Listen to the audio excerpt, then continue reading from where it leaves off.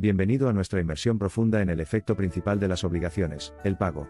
El cual es la forma tradicional de extinguir una obligación, y consiste en la entrega de la cosa o cantidad debida, o la prestación del servicio que se hubiere prometido. El pago es fundamental para el cumplimiento de las obligaciones, ya que permite liberar al deudor de su obligación y satisfacer el derecho del acreedor. En esta clase, analizaremos las reglas y excepciones para el pago, y comprenderemos su importancia en el cumplimiento de las obligaciones. Según el Código Civil Federal, el pago se define como la entrega de la cosa o cantidad debida, o la prestación del servicio que se hubiere prometido. El pago puede ser abordado desde tres sentidos: amplio, restringido y limitado. Amplio, comprende todos los medios de extinción de las obligaciones. Restringido, entrega de la cosa debida, ejecución del hecho material, es decir, el cumplimiento, en suma, de la obligación. Limitado, entrega de dinero. El sentido restringido es el más adecuado e integral. En este sentido, el pago se refiere específicamente a la entrega de la cosa o cantidad debida, o a la prestación del servicio prometido. Si bien, la definición anterior parece omitir las obligaciones de no hacer, estas se cumplen mediante una abstención. Por ejemplo, dar cumplimiento a la obligación de no obstruir la entrada de nuestros vecinos conlleva la abstención de estacionarnos frente a su puerta. ¿Qué y cómo se paga?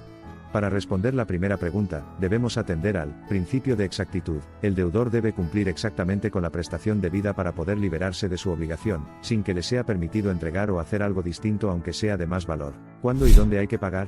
El pago se hará en el tiempo designado en el contrato, exceptuando aquellos casos en que la ley permita o prevenga expresamente otra cosa. Por regla general, el pago debe hacerse en el domicilio del deudor, salvo que las partes convinieren otra cosa, o que lo contrario se desprenda de las circunstancias, de la naturaleza de la obligación o de la ley. Hay un punto importante que no debemos pasar por alto.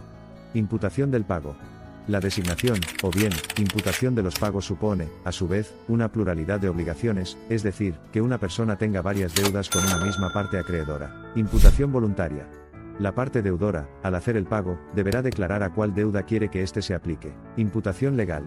Si la parte deudora no hiciere la declaración, se entenderá que el pago debe abonarse a la deuda más onerosa de las vencidas. En igualdad de circunstancias, se aplicará a la más antigua o, en su caso, a prorrata. El establecimiento de pagos reiterados es necesario para la persistencia de un equilibrio recíproco. En el contexto de los acuerdos bilaterales, la expectativa normal de cada parte es recibir el desempeño ofrecido por la contraparte y, por tanto, recibir la contraprestación correspondiente. La imputación de pago constituye un beneficio, que, si bien se otorga a favor de la parte deudora, no merma ninguno de los legítimos derechos de la parte acreedora. ¿Quién puede pagar? La parte deudora no es la única persona facultada legalmente para efectuar el pago. El pago puede ser hecho por la parte deudora, por sus representantes, cualquier otra persona que tenga interés jurídico en el cumplimiento de la obligación, una tercera persona no interesada en el cumplimiento de la obligación, por ejemplo, tratándose de una gestión de negocios ajena. La parte acreedora está obligada a aceptar el pago hecho por una tercera persona, pero no así a subrogarla en sus derechos, salvo los supuestos expresos previstos para dicha figura. La subrogación es una forma de transmisión de obligaciones que analizaremos en otro vídeo. ¿A quién se paga?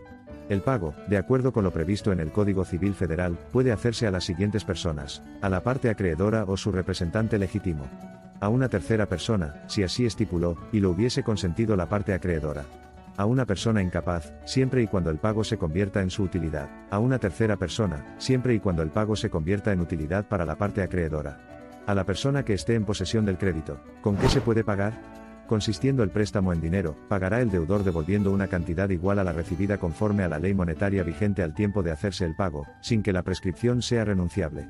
Si se pacta que el pago debe hacerse en moneda extranjera, la alteración que ésta experimente en valor, será en daño o beneficio del mutuario. Otro punto importante es la presunción de haber pagado.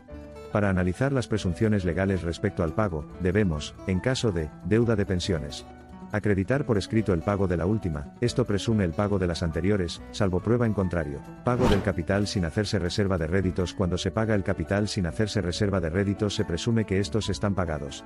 Título en poder de la parte deudora. La entrega del título hecha a la parte deudora presume el pago de la deuda que en este conste. Algo que hay que distinguir es el ofrecimiento de pago y consignación, ya que son figuras jurídicas estrechamente vinculadas.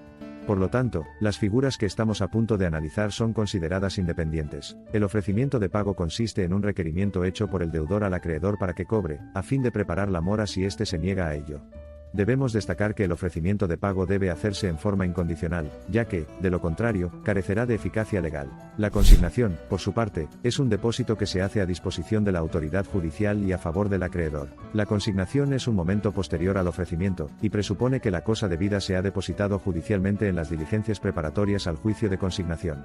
El ofrecimiento es necesariamente previo a la consignación, así, el ofrecimiento sin la subsecuente consignación es totalmente ineficaz a los efectos del pago, la consignación sin el previo ofrecimiento lo es igualmente. Conclusión: el pago es una figura jurídica fundamental para el cumplimiento de las obligaciones, y es importante comprender las reglas y excepciones para el pago. Esperamos que esta inmersión le ayude a comprender el pago dentro del contexto más amplio de las obligaciones.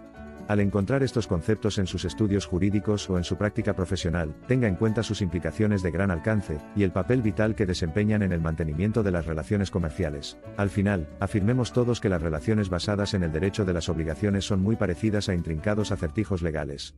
Y si bien estas piezas, como los aspectos de pago, pueden parecer complejas, solo mediante un examen detenido y la debida diligencia podemos sintetizar una imagen completa de nuestros derechos y deberes legales. Suscríbete para más videos como este. Saludos y hasta el próximo vídeo.